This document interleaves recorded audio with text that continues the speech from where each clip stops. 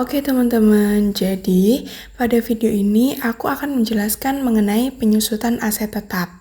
Namun sebelum itu, kira-kira teman-teman tahu nggak nih apa sih aset tetap itu? Jadi teman-teman, aset tetap adalah aset berwujud atau benda nyata yang dimiliki dan digunakan perusahaan untuk operasional, memiliki umur manfaat lebih dari 1 tahun, dan tidak untuk dijual dalam kegiatan usaha normal perusahaan. Nah, contohnya dari aset tetap ini adalah mesin, kendaraan, gedung, peralatan, tanah, dan lain sebagainya. Nah, untuk penyusutan aset tetap ini dibagi menjadi dua. Yang pertama adalah penyusutan komersial.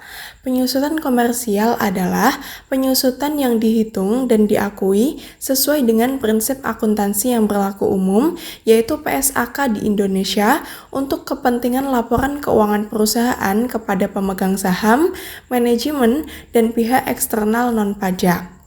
Penyusutan ini mencerminkan penurunan nilai ekonomis aset tetap secara sistematis sesuai estimasi umur manfaatnya dalam konteks bisnis.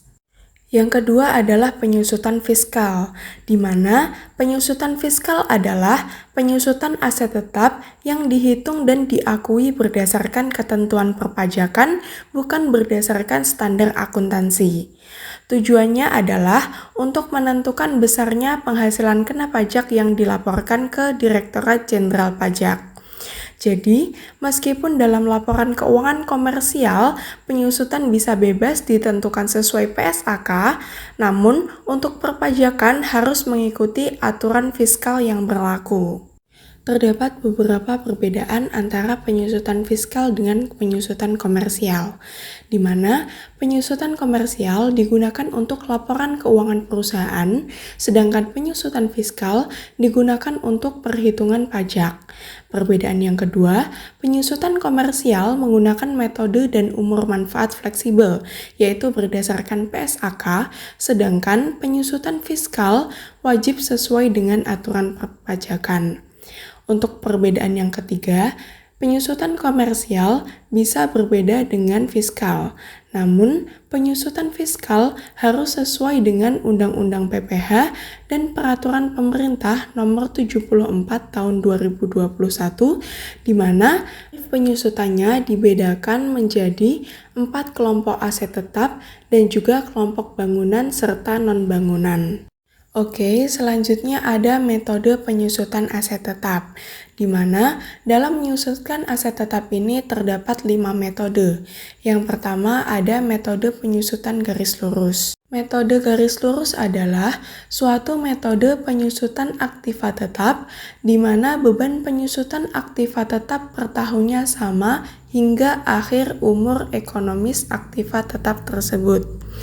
Yang kedua, ada metode penyusutan saldo menurun, di mana metode saldo menurun ini menyusutkan aktiva tetap ditentukan berdasarkan persentase tertentu dihitung dari harga buku pada tahun yang bersangkutan.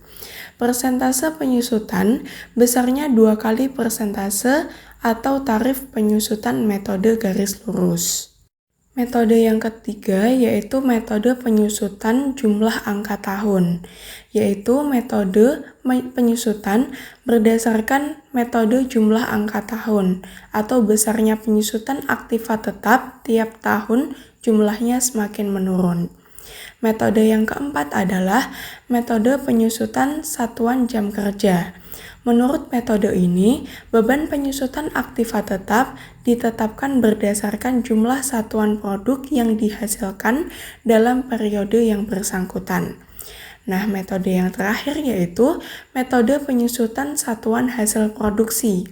Menurut metode ini, beban penyusutan aktiva tetap ditetapkan berdasarkan jumlah satuan produk yang dihasilkan dalam periode yang bersangkutan.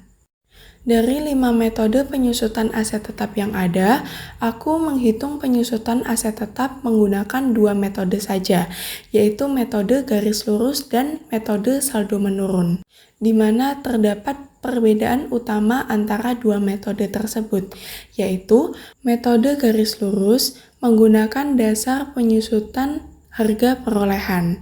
Sedangkan metode saldo menurun menggunakan dasar penyusutan nilai buku. Mungkin cukup sekian yang dapat aku sampaikan. Semoga dapat membawa manfaat bagi teman-teman semuanya. Terima kasih, sampai jumpa lagi.